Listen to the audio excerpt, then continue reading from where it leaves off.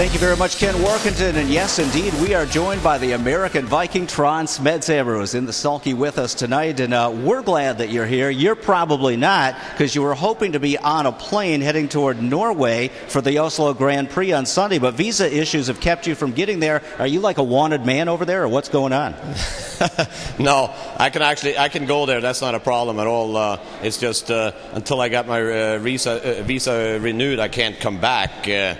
So I don't want to take a chance to get stuck over there until all this paperwork gets done. It should have been done by now, but it's just taking longer than anticipated. Well, even though you are not there, Arch Madness is, and he's come back in fine form this year after an injury last season. And early on in his career, after his 3-year-old season, you were a little reluctant to send him overseas. Has he matured enough where he can handle the travel and the style of racing over there? I hope so. I mean, he's... The reason we never actually ended up going is every year as an H horse we brought him back. It took him too many starts to get good. This year he kind of started off good right from the get-go, so we had time to plan it, and the owners were eager to go. They figured he's 7. This is probably his last chance to go, so they wanted to do it, and I wasn't going to stop them. It would be a thrill of a lifetime for both me and them if he do good over it. One of your big advantages with training the older horses has always been your conditioning program, how you can get horses in great physical shape with your various training methods. Now, the Oslo Grand Prix, that race is a long race. What is it, a mile and a half or something? No, not quite. It's a mile and 5/16. Okay. So Arch Madness, do you think he's capable of handling the longer distances? Is that an issue for him? I don't think so.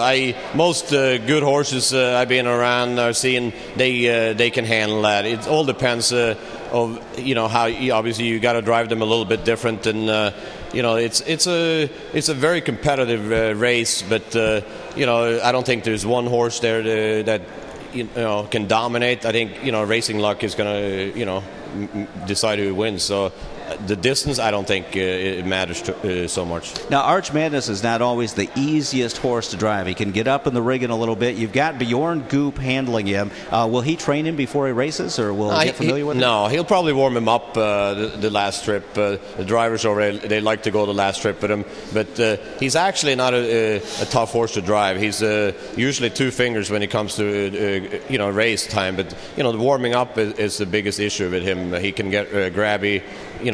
More so the first trip. The second trip he's better, but he's gotten smarter. I mean, he's not as bad as he used to be. Boy, he was awesome last year in the Cutler. Let's take a look at the roll-in of his 151 and change victory, and he was just simply as good as he could be last year. And right after this race, you were actually invited to the Elite Lap, weren't you, for a couple days at least? Then the invitation rescinded. Yeah, they we decided this was the Cutler, so this was actually this coming Saturday, so the day before the race in Oslo, 2 weeks before. So, the following week we were talking about going, and everything fell in place. But then they changed their minds; they didn't want him. And one of the reasons they gave out for changing their minds was Lasix. But yet he's racing on Lasix this year, and it has been a problem for him overseas. No, that's true. They changed the rules and their way of looking at that from year to year, I guess. Now, what do you think your chances are of winning over there? It's a totally different style of racing. Maybe horses not so speed oriented, but they're tough as nails. They push drivers all over the racetrack. How do you think your chances are in those 2 events? I think if the horse is at the top of his game, I think he got a good chance. I'm surprised he doesn't get a lot of respect so far. He's like 10-1 at odds makers, and not not even the top 5 choices.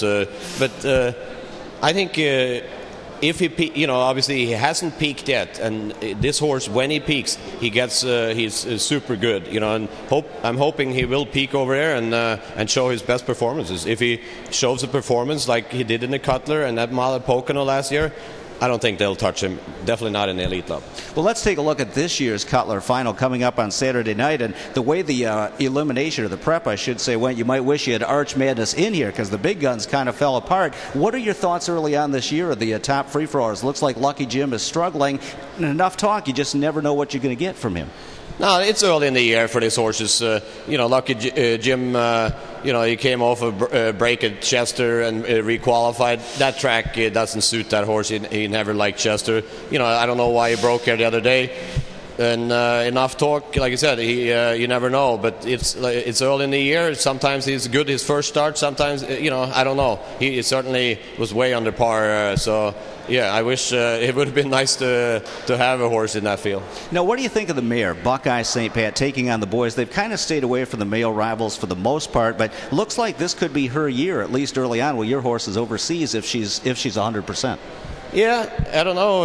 I mean, like I said, a lot of them they've been around for a long time, and I always said, these horses, they only have so many of this big miles in them, and it takes a toll on them. So they're going to lose a step sooner or later, these horses. Well, you have quite a few 3-year-olds cranking up for the major stakes. Raced a lot of them in the qualifiers here at the Meadowlands this morning. A new colt to your barn this year is the New York Sire Stakes champ DeJarmbro. Let's take a look at him in action in a Breeders' Crown he limit Pocono last year, and it's kind of ironic because you trained his dam, Armbro Deja Vu, and she's a sister to Man of Many Missions. What are your early thoughts on DeJarmbro? Yeah, he's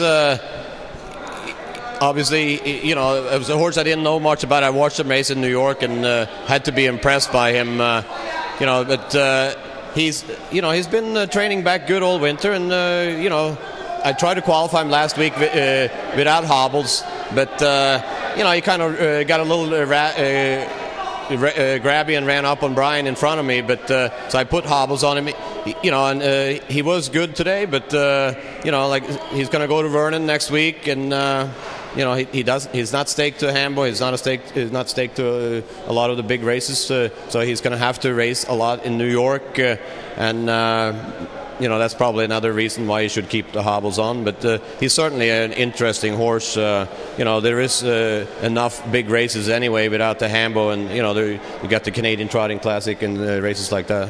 Let me throw out some names for you, the top-ranked 3-year-olds, and get your thoughts. We'll start with Man of Many Missions.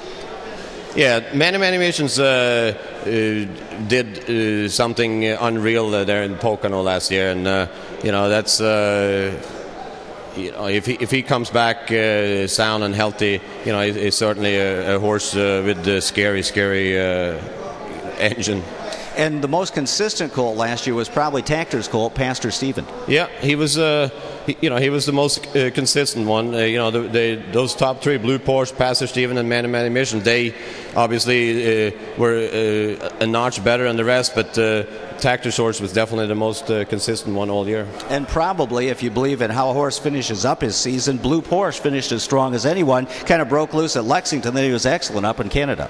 Yeah, he ran a big mile, so he obviously got some go. He's not a big colt at all, but we've seen it before. The size doesn't seem to matter too much. All right, well, let's talk about the 2 starters you have in tonight. In the second race, you have number 6, Miss Caviar, a sister to Mr. Pine Chip. Looks like she's coming along pretty good. Yeah, I mean, I didn't have her last year. I trained Mr. Pine Chip, so I don't know if that's why Joe sent me this one to see if we could do the same kind of deal. But she doesn't have the kind of ability her brother had. But she's a nice filly that can make some money in Pennsylvania. All right, and then in the 4th race, you've got number 7, I'm the Answer. He's a stablemate to DeJarmbro. Also made the New York Sire Stakes final last year. Catches kind of a tough field tonight, though. Yeah, that's a little bit of a bummer, and that was nominated for 3. You didn't expect to see those kind of horses in there, but he's a nice horse. He's a real nice New York bred colt. He's gonna have a good year up there. All right, well, Trond Smedshammer, thanks so much for joining us. Best of luck with Arch Madness overseas. Sorry you can't be there in person to watch it, but I'm sure you'll be cheering the horse on via the internet. Thank you. All right, good luck this coming season. Hollywood Hayden waiting in the wings. We'll be right back.